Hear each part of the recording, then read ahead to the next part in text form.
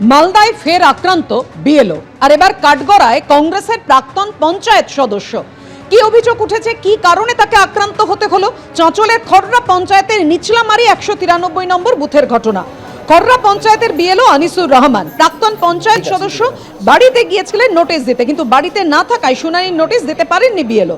Notice দিতে না পারায় বিএলওর ওপর চড়াও হয়ে মারধর করেছেন, এমনটাই অভিযোগ কংগ্রেসের প্রাক্তন পঞ্চায়েত সদস্য তার পরিবারের লোকেদের বিরুদ্ধে। যদিও মারধরের অভিযোগ অস্বীকার করেছেন কংগ্রেসের ওই প্রাক্তন সদস্য।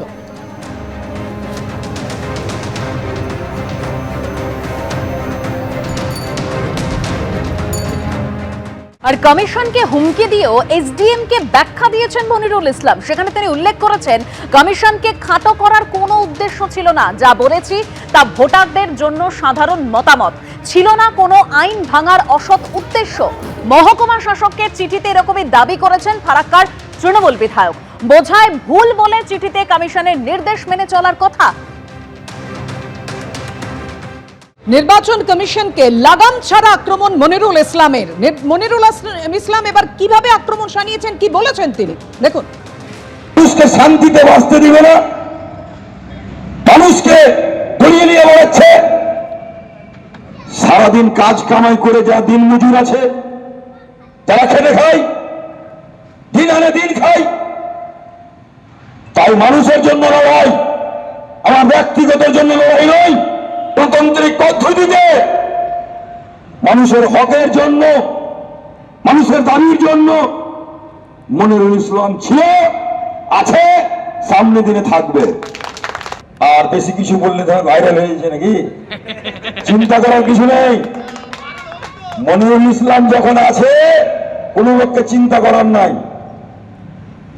অনেক রকম বলছে, অভিযোগ করতে হবে, এফআইআর করতে হবে, করোনা ভাই তোমার জন্য আদালত খোলা আছে, আমার জন্য আদালত খোলা আছে।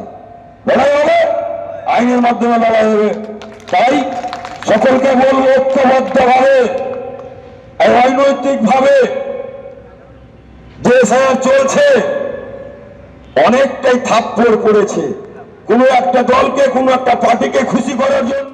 ফারাক্কার সভা থেকে মনিরুল ইসলাম তিনি ফের নির্বাচন কমিশনকে নিশানা করেছেন। আর ফারাক্কা কাণ্ডে দলের ভিন্ন সুর শোনা গেল তৃণমূল নেতা কাজল শেখের গলায়। তিনি কি বলেছেন? সরকারি সম্পত্তি নষ্ট করা উচিত নয়, যা হয়েছে ঠিক হয়নি, শুনুন। তো আমার ব্যক্তিগত মতামত, যেগুলো সমীচীন নয়, যে ভাঙচুর করা, রাজ্য সরকারের প্রপার্টি নষ্ট করা, রাজ্য সরকারের প্রপার্টি নষ্ট করা, কে করছে সেটা আমি দেখিনি, এখনো পর্যন্ত আমার চোখে আসেনি। হয়তো আপনারাই বলছেন যে কোনো একজন বিধায়ক বা কোনো একজন করেছেন, তো সমীচীন নয়। আমি বলবো সারা বাংলায় যে একটা সুশাসন আছে, মমতা বন্দ্যোপাধ্যায়ের প্রশাসন যেভাবে বাংলার পরিবর্তন ঘটিয়েছে, বাংলায় কাটাকাটি, খুনোখুনি, রাহাজানি বাদ দিয়ে বাংলার মানুষ উন্নয়নের পথে হাঁটতে শিখেছে। এবিপি আনন্দ, এগিয়ে থাকে, এগিয়ে রাখে।